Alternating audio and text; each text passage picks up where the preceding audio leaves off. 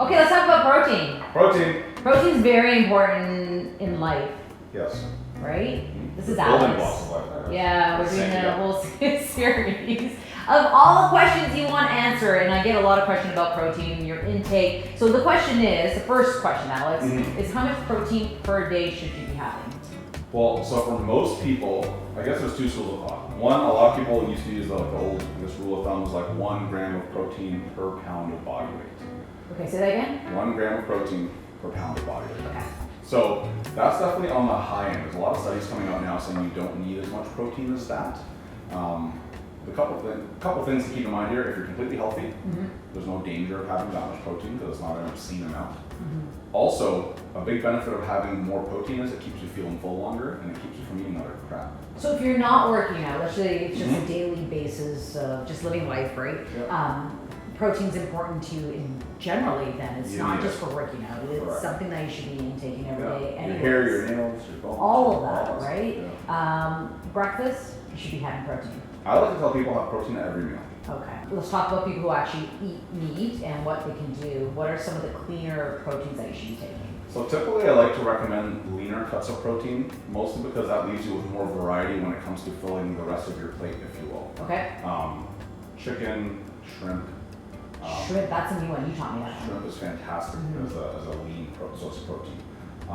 Low-fat fish, whitefish, typically. That kind of turkey. All that stuff is great sources of protein if you're a meat eater. Is there a rule of thumb when you're saying to eat it for breakfast, dinner, and lunch?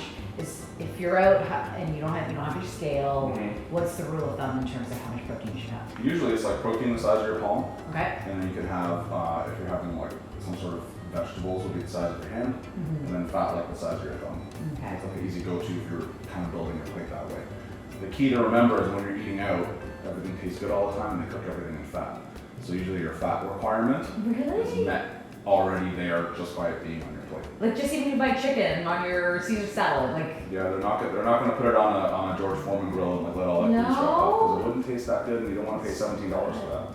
Really? It's so good, yeah. You just ruined my day. It's supplements. Yes. That's another thing a lot of people turn to make Yep. sure they get that intake of protein.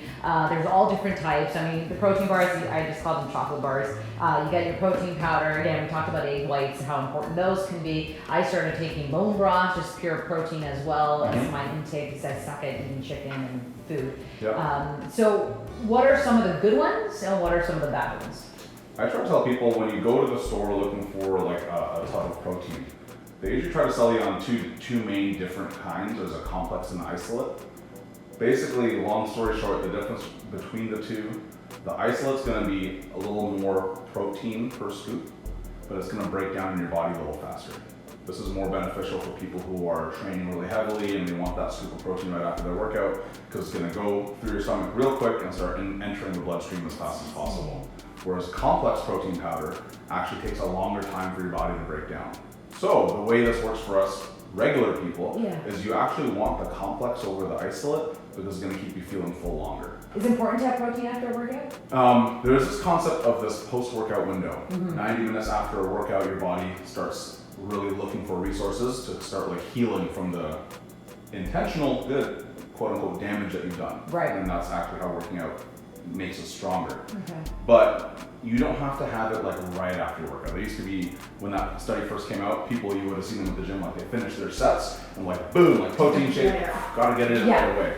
The thing is, it's just the next meal. Okay, it's It important. can be chicken, it can be, yeah, exactly. Okay. Especially in terms of performance, unless you're doing another workout that day. So if you're gonna work out now, and then you're gonna work out again in 4 hours, then it's very, very important to get that protein in soon to try to recover. But if you're not working out for another 24 hours, just make sure your next meal has protein in it. Now, if you are a vegetarian and you need that protein intake on your daily basis, even if you don't work out like we said earlier, what are some of the substitutes you can have? So there's as your protein? great lines of vegetarian and vegan protein powders out there. Okay.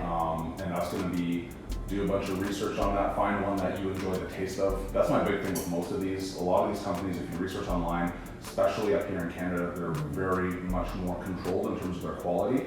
So you wanna find one that you like the taste of. Okay. That's a big part, vegan or not vegetarian. Then on top of that, you're gonna notice there's gonna be certain vegetables that are protein forward.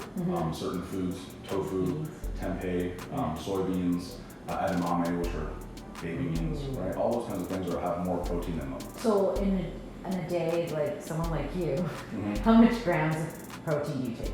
About 200 or so. 200. And meat? Which is on the low. If you're hitting like 120, 120 that'll be pretty good. per day. That's a lot. That is a lot.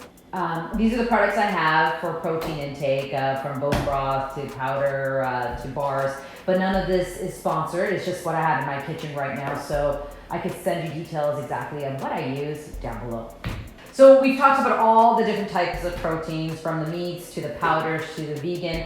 What is the best source of protein? Yes. Your go-to. Yes. So really, it's the one that you take. I think a lot of people try to get caught up in this best thing. Like, The what's best, the yeah. best protein? And they eat a lot of it. Yeah. If you're okay with whole foods and you like grilled chicken, I have a bunch of clients who love grilled chicken. It's a great go-to. Well, that question about protein has been around for so long, and there's so many different sources now. There's so many conversations about it, but it is important to your diet, even if you're not working out. So I hope you learned a lot. I did as well today. And if you have any more questions, leave comments below about fitness.